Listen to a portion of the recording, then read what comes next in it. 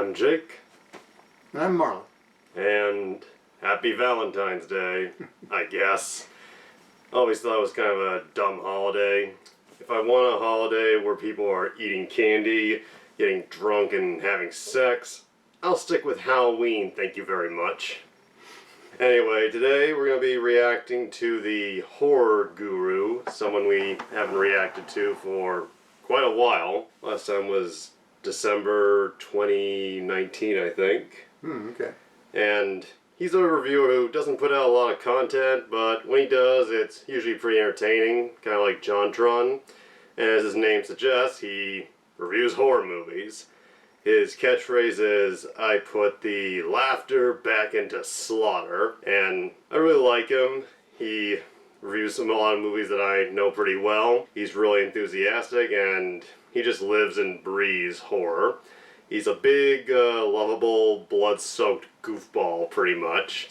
And today, his review is for My Bloody Valentine.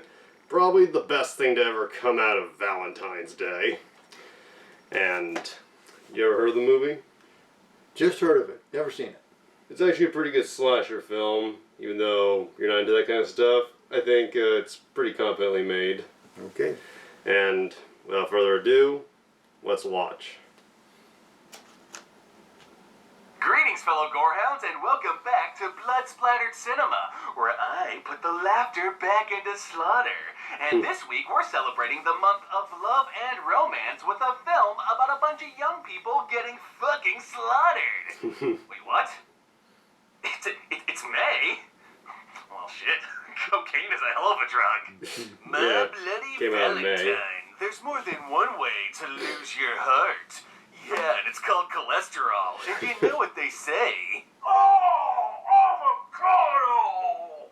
Oh! An avocado a day keeps the slashers at bay. Joking aside, My Bloody Valentine isn't as notorious or influential as some of the films I've featured, but that doesn't mean it hasn't touched the lives of many a gorehound.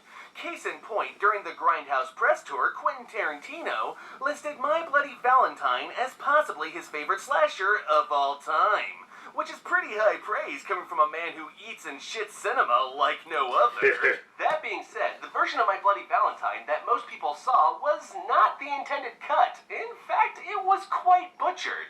You see, when movies like The Burning were hitting American theaters in the early 80s, they brought with them a new level of violence previously regulated to Grindhouse cinema. On top of that, big studios got involved because there was a lot of profit to be had, but unfortunately, the MPAA were not too happy about this. And when you coupled that with intense political pressure from certain moral crusaders, especially in wake of John Lennon's assassination, the organization eventually put its foot down and made examples of many a slasher. My Bloody Valentine was one such victim with a good 8 or 9 minutes removed and barely any blood remaining on screen, which was not only fucking ridiculous, but also completely unfair given some of the films they gave leeways to in the years prior. Thankfully, however, this story has a happy ending, as in 2009, Lionsgate released a director-approved recut. It put a lot of the lost footage back in, and was done as an obvious promotion for the then-upcoming remake, which just goes to show that sometimes remaking an old film can benefit it in ways you wouldn't normally expect. And that is the version I will be discussing today, so whip out those Hallmark cards and start pouring your severed hearts out, because this week's maniacal minor massacre is none other than My Bloody Valentine. Our film opens with what I can only describe as George Romero's private porn collection, but thankfully it doesn't take too long for the movie to get straight to the point. Stabbed through the heart twice. You know, after that opening, you might want to consider retitling this My Bloody Booby Valentine. It's sure to be a hit with the kids. We then flash forward to Thursday the 12th, which if you're keeping score means Valentine's Day lands on Saturday the 14th. And in between those dates lies copyright infringement. Alright, I'm gonna have to stop you there, movie. As this is an R-rated movie, we can't allow that many minors in the theater. Man, after my last review, I'm not sure I'm allowed to show this many white guys in blackface. And around here, I'd normally make a snarky remark about how this feels like a Paul Verhoeven flick, but in all honesty, it's starting to feel more full-blown David Dakota. Emphasis on blown. Hey, you wish you never came back. Especially now since Sam's going out with Axel. Let's get off my nose. I don't give a damn. I don't fucking care. Date my girlfriend. I like dudes anyway. Yeehaw! Time for a bro down hoedown. Seriously, any second now, I half expect them to pan over to the General Lee.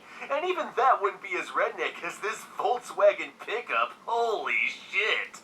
Wait, what does that say? Welcome to Valentine's Bluffs, the little town with the big heart? Oh wow, that shit's so on the nose, I'm surprised it's not covered in snot. That's like if Friday the 13th opened with a sign that said, "Welcome to Camp Hack and Slash, the small cabins with the high body count." Outside, the town mayor congratulates Mabel, the owner of the local laundromat, on overseeing the town's decorations. So, I guess we kinda got her to blame for all this, huh? My thoughts exactly there.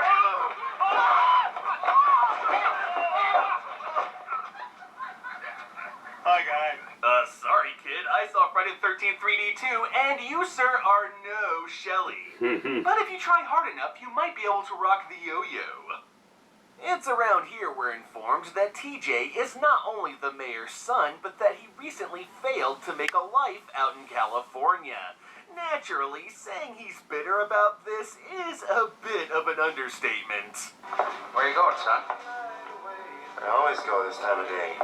Another beer and a real good nose pick. Remind me of my failures. I don't fucking care. I like sucking balls anyway. I must say, though, it was rather progressive to cast a walrus in a man suit. They don't get much work these days, what with Justin Long stealing all their jobs. Yeah. Hashtag walrus face. Remember that? Aquatic racism aside, the mayor takes off with the local sheriff, but not before receiving a mysterious Valentine. From the heart comes a warning filled with bloody good cheer. Remember what happened as the 14th draws near. That's nothing. You should see the package I got last week.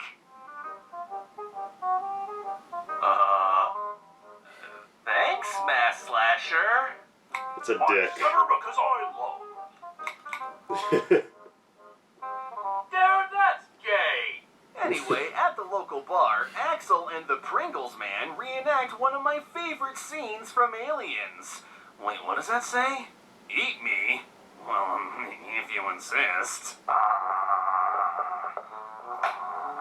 Dude, what are you doing? Can't all be winners. I'm gonna eat this table. It's the last thing I do. Well, it is an excellent source of fiber. Anyway, the bartender goes into non-flashback mode, retelling the tale of Harry Warden.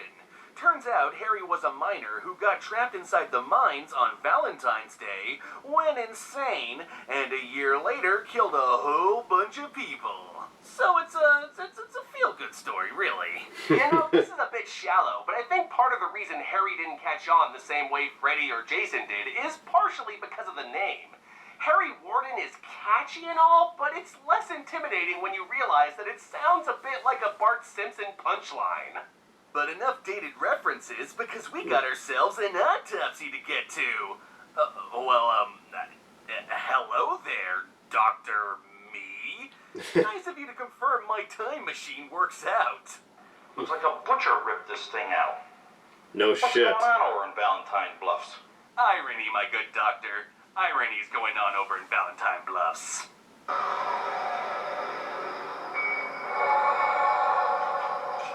I gotta be honest, I never thought I'd watch a movie where Darth Vader stalks Grandma.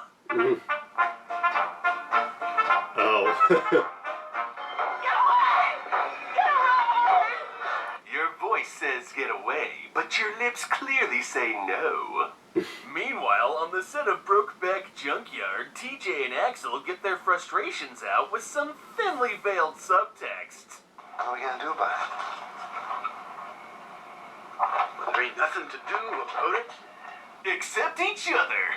Watch out there, movie. If you're not too careful, Crystal Lake Entertainment's gonna take you down and immediately announce their own Valentine's Day slasher. Psst, hey Sheriff, might want to check the one filled with blood. I don't know, could be a lead. Great grisly scene. You spin me right dead, baby, right dead, like a victim, baby, dead, dead, dead, dead. This is another sidebar, but one thing I really love about this movie is how it's essentially a working man's horror film. Most horror, especially slashers, feature middle to upper class families or teenagers, but this film gives us a bunch of dudes working in a freaking coal mine. It's a nice change of pace and definitely allows the film Your dad to could stand have out been a above the character in crowd, this. even if it's got to shout out I worked in loud. a coal mine. I have to tell you that I love you and I want you back. How was I supposed to know that, Jesse? Worst part of the film. I honestly didn't think you were ever coming back. Man, is it just me, or is this like a really shitty Hallmark commercial? Hallmark, kill them with kindness. Oh no, a pickaxe. Uh-oh, either someone's about to pay for their infidelity, or the movie has yet to fill its jump scare quota. Sarah. Chief Newby. Wait, Chief Newbie? Who's his boss? Mayor Lead Headshot? Watch out there, guys. Here comes Lieutenant Teabag.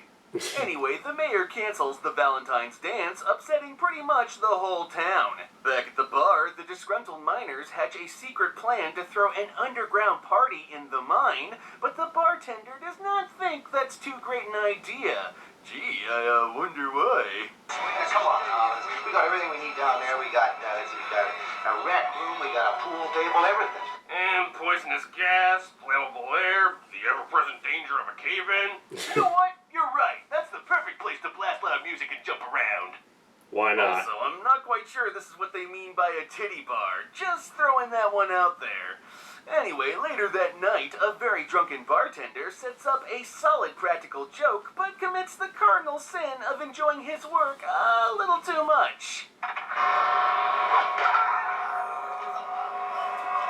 Holy shit, a murder so awesome it degraded the film. God, I can't get over how amazing these effects are.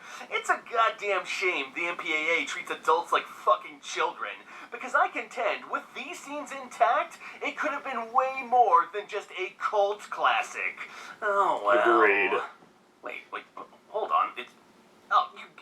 You gotta be fucking kidding me. In this shot, he's got black lenses, but in this one over here, he doesn't. What the fuck, movie? You know what? I take it all back. There's This no movie's a piece of shit. continuity. By the way, this piece of cinematic excrement is brought to you by Pepsi. Pepsi, live for the now. Because if you're in this movie, you'll definitely be dead tomorrow. Speaking of which, I don't think the future's looking too bright for Billy Joe Armstrong here. I predict a boulevard of broken bones. You know, this whole time I've been alluding to this film's homoerotic subtext, what with the David Dakota and Brokeback Mountain references, but I think this scene here epitomizes everything I've been implying. I mean, just look at this. A dude is literally drowning in hot dog flavored water. Nightmare on Elm Street 2, step aside. Because No, there's a new Nightmare on Elm Street 2 is talk still about. the ultimate Its gay name is horror My Bloody film. Valentine. Huh. I just realized the title of this movie is 100% literal. That's pretty fucking awesome! Back at the party, TJ and Axel finally have it out, successfully completing TJ's arc as a bona fide homewrecker. Our hero, ladies and gentlemen. Look, I'm sorry, I didn't mean for that to happen. Oh, shut your mouth. You've been antagonizing Axel this entire movie. You know, when you weren't giving him bedroom eyes, that is. Oh, break up beer. You're the bitterest brew there is. Meanwhile, down in the mine shaft, a really hot couple gets ready for a move I like to call the Miner 69er. Ava, don't take too long. Clever. Don't you worry, lady. I'm pretty sure that guy's a virgin, so this'll be over pretty fast. Man, this gritty reboot of Dig Dug is fucking dark.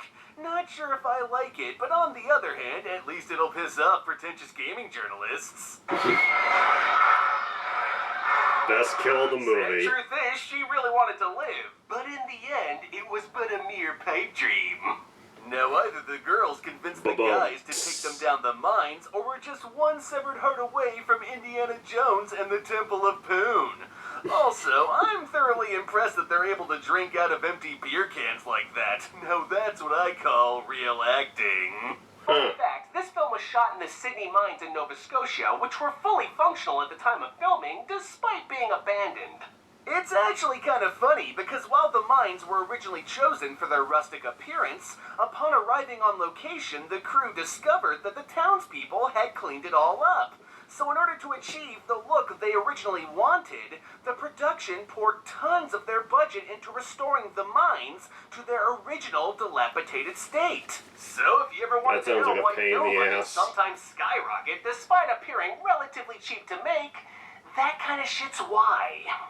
Back above ground, the dead bodies are discovered, and the audience is immediately reminded that this was shot way before they could digitally remove things like camera shadow. Don't worry too much about that, though, because it looks like Mario and Luigi Mario are already on the case. Metaphorical descent into hell. More like a metaphorical descent into my butt crack. I'll be honest, I'm not paying too close attention to the dialogue here, but based on the body language, I can only assume that Hollis has achieved the ever-coveted 2 chicks at the same time. Also, is it just me, or are they about to enter H.R. Geiger's workshop? What do you think you're trying to do, you jerk? Easy, I got a hangover. I got a hangover. I got a hangover.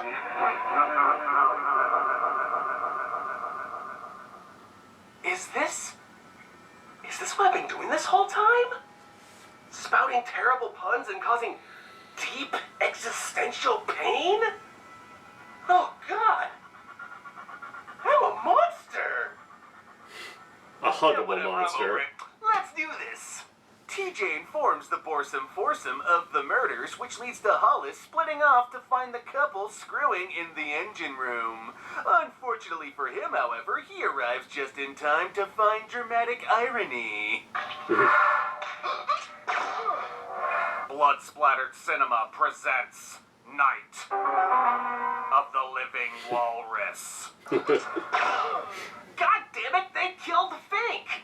Now, who's gonna beat the stomach in the hot dog eating contest? I will. Meatballs reference.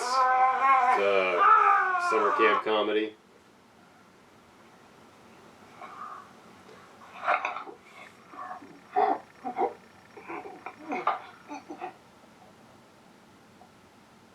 Meatballs! Oh no.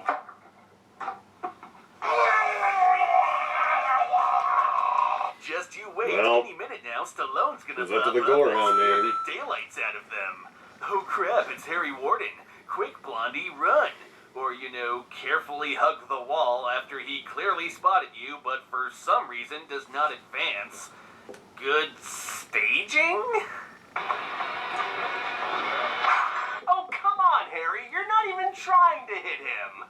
Oh well, at least TJ is smart enough to pull from the Secret of the Ooze playbook, though I sincerely hope this means we're minutes away from a Super Harry. No, not that kind of Harry. Ninja Turtles. Burt Reynolds-looking motherfucker. That's right, Harry was Axel all along, and I gotta admit, it's a pretty good reveal, as the movie does a good job juggling the potential killers without making it too obvious. Then again, it really never gave us any indication it was anyone but the real Harry Warden, so, I guess... Poopy Pants? That being said, having Harry Warden himself turn out to be a red herring more than likely killed a bit of this film's franchise potential. It's kind of like Friday Part 5, where there's nothing super wrong with the movie, but you still feel pretty gypped when you find out it was a copycat the whole time. Also, as with a lot of slashers, his true motivations cannot be predicted, because the movie does not give enough information up front. It turns out he saw Harry kill his dad when he was young and was forever scarred by the experience, so when he saw Valentine's Day was returning to the town, he essentially snapped and history repeated itself. Wait, this film is essentially a remake of its own backstory, making the Lionsgate film a remake of a remake of a... Oh god, I think I just shit myself. Anyway, to wrap this puppy up, the cave crumbles around Axel, so he cuts off his own arm to escape, or at least I think he cuts off his arm. This mysterious hand here kind of muddles the illusion a bit. Also, you can't fool me, movie. Axel's lips are clearly not moving in this final shot. Sarah, my bloody Valentine. So, that was My Bloody Valentine, and I gotta admit, it's one of the better examples of the genre. And I'm not talking about closeted gay romances. On paper, it's got all the right ingredients. A killer with a signature look, a unique stalking location, and at the time, some state-of-the-art gore effects. That no one got to Even see. if most of it was cut short due to the MPAA's bullshittery. But beyond that, there's a heart to My Bloody Valentine that pulses through the cliches and bleeds into every aspect of the film. In fact, one of my favorite scenes is actually not a kill at all, but one where the sheriff receives this special Valentine. That was a nice scene. I don't fucking care. Make Sad, me cry. but nice. I'm a big pussy anyway. That being said, stuff like the movie's love triangle is laughable at best, what with all the cheesy romance dialogue and music cues, but if I'm completely honest, I kind of enjoy it for all its goofiness, but for most people, your mileage may vary. And seriously, Axel and TJ have way more chemistry with each other than with Sarah, and I'm only half joking when I say that. Anyway, my fellow gorehounds, My Bloody Valentine is a must if you're a slasher fan, but can be easily skipped if you're not into the hacking and slashing. Now, if you excuse me, there's something important I gotta do. What is it? Woodsboro, CA. Perfect.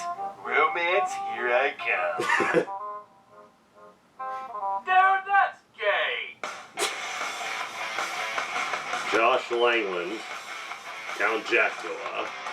Pull up a chair, deep in the crib, from a blood red child, and you must take a sip. And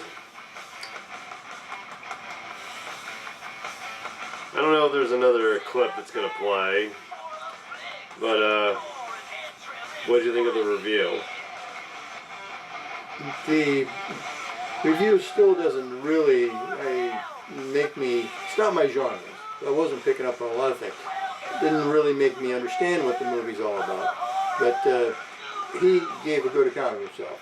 He's like the antithesis of the person who would normally give horror movie reviews. Agreed.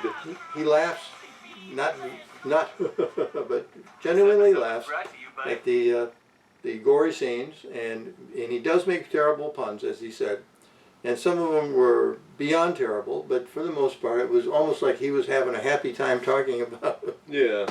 The only ones that really stick out as bad was the table eating scene. That was really bad, and it took two of them to pull that one off. And there is one more quick clip. Okay. Just gonna play that. and better. And I'm not just talking about my waistline.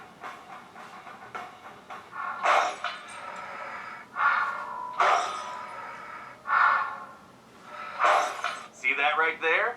That's Harry destroying all the ideas left in Hollywood.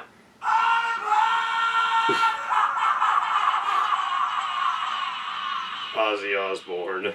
Once again, thank you, my fellow gorehounds, for tuning in for yet another exciting episode of Blood-Splattered Cinema. He's a huge Ozzy Osbourne fan.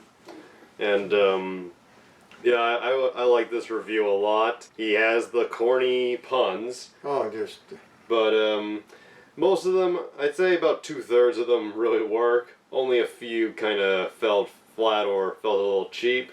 But as I said, the thing I really love about him is his energized, big, smiling personality. he is not somebody. His genre of horror and the way he presents it, it's hard to get them together. He may be the only person that does this kind of thing, and maybe that's his trademark. Maybe. Well, yeah, he's got a more average get-up, like, say, Decker Shadow. Mm-hmm. And while he doesn't do reviews anymore, Count Jackula really put a lot into his appearance when he did reviews. And I think one of the fun things is he does show all the camera. There's the cameraman behind the, and then the hand down there where the arm came up. Yeah.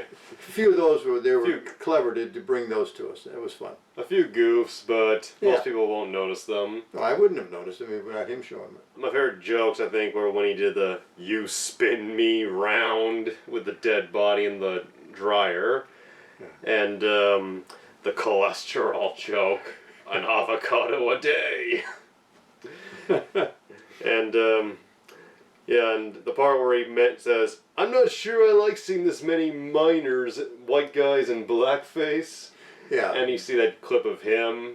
That's from his previous review before this, for Black Christmas. That had a skit where he puts in what he thinks is Black Christmas, but it turns out to be a Medea Christmas. And he's like, does that make me racist? And then he goes to the bathroom, turns on the light, and he's in blackface and goes, the racism is spreading! Props for having the balls to go that far. But I almost wanted to show you the Black Christmas review as a reaction. But that review, while I think it's funny, has a bit more raunchy humor than he usually does. And knowing your taste, I didn't think you'd really get into it. Yeah, it's just he just has a lot of laughing fun through horror movies. And I agree, the part with the Valentine's chocolate and the Be My Valentine from the woman who got killed in the laundromat. I did think, I saw this movie years before I saw his review, and I agree, that was probably the most touching scene in the movie. I never noticed what he perceived as the gay undertones, but I think it made for some fun jokes. Oh, he was working them, that's for sure. It wouldn't have been something I would have picked up, but he seemed to be having a lot of fun with it, and he was just having a lot of fun with it, a lot of different things. And I agree, the romance part with TJ, Axel, and I forget, Sarah, that was very, I don't know, ear-grating, just with the whole crying and why'd you leave, I loved you, and I'm not sure it's like Hallmark bad, but those scenes were the worst for me. But yeah, the twist with Axel being the killer, I thought that was a reasonably decent twist. Yeah. They apparently tried to keep the identity of who the killer would be a secret until it was time to film. Yeah. But the guy who played Axel said he found out when they asked him to do some like body casting, so they could do the fake arm. And as you might notice, many of the kills are in the scratchy, fuzzy quality, because as he said, they were all originally not in there when the film came out. But yeah, he's trapped under the rocks, crushing his arm, and to escape the police, he literally cuts it off. And then the film ends with an actually pretty nice kind of folk song. Yes. And he mentioned how the special edition was probably a result of the remake, which I also have seen. And yeah, it's a 3D movie, but it's the kind of 3D that's not really good. Like, they do it with the 2 different colored glasses. And these type of 3D glasses are a fucking headache. Like, just look through them briefly, and you get an idea of what I'm trying to say. Yeah, they It's a mix of, they try to tell you just stare forward, and the problem is, because one side is darker or lighter, your eyes generally focus on one side over the other. I don't know what's going on, but that wasn't very revealing of anything. Yeah. That being said, the remake is not that bad. It's not great, but it falls into the fun, bloody ride type of movie. And the most notable difference with the remake is TJ, the guy who steals Sarah from Axel. Mm-hmm. In the remake, TJ, I believe, or the version of that character, is the killer. Like they switched them around. Just to have something special for the fans, huh? Yeah, try something new. And last two things I'll say is, one, that fat guy who gets the nail gun to the head. Oh, yeah. Great mustache. And even though I already knew about it, it was fun to hear him talk about how technically there's a Friday the 13th in there. Yes. And just a lot of fun. He worked the flaws. He made his lame jokes. A couple of them weren't as lame as the rest of them. And he did put a lot of energy into it. Yeah. So he worked at this. I was impressed by how he pulled off that vomiting effect. God. Like, did he stuff his face, like, with 5 pounds of raw meat or something? Oh, it was not a pretty sight. Well, hey, he is a gorehound, and as you notice, he calls everybody his fellow gorehounds. And he's one of the few people that I give to on Patreon. So this is before I became a patron, but in his more recent videos, he always lists his supporters at the end as gorehounds. So I'm proud to say that I'm one of them. He's not, but I just felt like hugging. Also, that was a fun, the whole blurred out severed dick joke. It was, I guess, just why not? Anyway, hope you enjoyed our reaction. Not a big fan of Valentine's Day, but hey, at least it gave us My Bloody Valentine and the Horror Guru's pretty kick-ass review, which, if you're into slasher films, I think it'll motivate you to see it. And glad you enjoyed the video, if you weren't completely swayed to watch the movie. Well, I don't think I'm going to watch the movie, but it was fun seeing him put together this thing, give his energy, work the lame jokes, and be, to my mind, the antithesis of somebody who would be giving a review of a gore movie. Exactly. See you soon. Later.